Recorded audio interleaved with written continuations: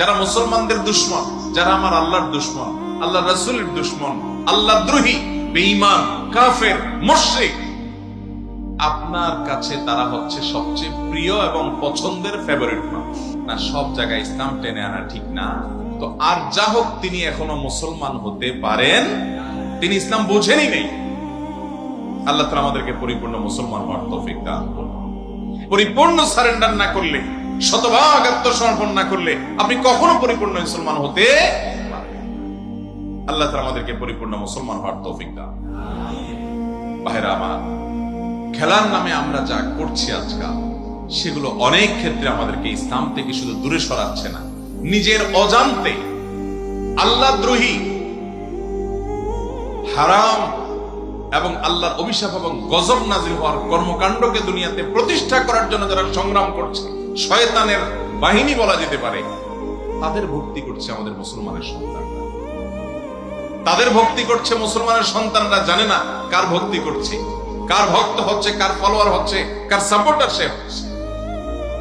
মুসলমানের আবেগ বিবেক এত সস্তা। এগুলো বললে অনেক যুবকরা বলে সব জায়গায় ইসলাম টেনে আনা, সব জায়গায় কোরআন হাদিস টেনে আনা ঠিক না। খেলার মধ্যে আবার কিসের ইসলাম টেনে আনা? খেলার মধ্যে ইসলাম আছে না নাই? ইসলাম নাই এমন কোন জায়গা আছে? আপনি যখন খেলাধুলা করবেন, ইসলামে খেলাধুলাও আছে। আপনি কিভাবে খেলাধুলা করবেন, ইসলামে সেটা বলা আছে। আপনি নিজে খেলাধুলা করেন বা কেউ মাঠে খেলাধুলা করছে, আপনি সেটা দেখেন। সেখানে যদি হারাম কিছু না থাকে, সেখানে যদি সতরম মুক্ত করা না হয়, সেখানে যদি জুয়া না থাকে, সেখানে যদি চোখের জেনা না হয়, সেখানে যদি নামাজ ইবাদত বন্দেগী নষ্ট হওয়ার মতো নেশা এবং মাতলামি তৈরি না হয়, তাহলে সেই খেলা খেলাতে, সেই খেলা দেখাতে কোনো অসুবিধা নেই। কিন্তু আপনি যেই খেলা দেখছেন, এই খেলা প্রতি সেকেন্ডে আপনার চোখের জেনা হচ্ছে কি হচ্ছে? প্রতি মিনিটে মিনিটে চোখের জেনা করা ছাড়া এই খেলা দেখার কোন রাস্তা আছে? আপনি 1 ঘন্টা খেলা দেখতে গিয়ে 100 বার, 200 বার, 250 বার বা অগণিত বার আপনার চোখের জেনা করছেন, মনের জেনা করছেন, আপনার আমলনামা গুনাহ লেখা হচ্ছে।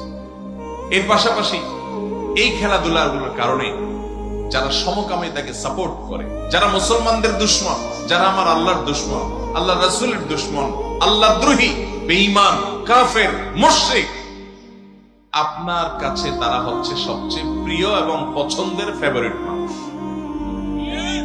মুসলমানের আবেগ বিবেকের দাম এত সস্তা, এত মূল্যহীন, কিয়ামতের ময়দানে আল্লাহ রাব্বুল আলামিনের কাছে জবাবদিহি করা লাগবে। ভাইরা, এই ভালোবাসা আমরা কাদেরকে দিচ্ছি?